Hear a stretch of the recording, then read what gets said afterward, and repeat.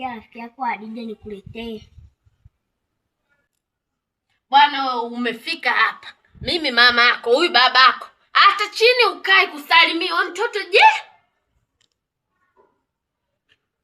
Sasa Adija amekugaia vindepele vimechoka hivyo. Hata kama mtoto ana miezi 4 huyu saizi, anakugaia vimekoma ngo. Visepe vya nini hivi? Anasema hivi sijui kwa sababu baba analegea sijui anakaribia kumletea mdogo wangu. Adija. Kwa hiyo rafiki yako Adija ananiona mimi nataka kumleta mdogo wake Somoe. Si ndio?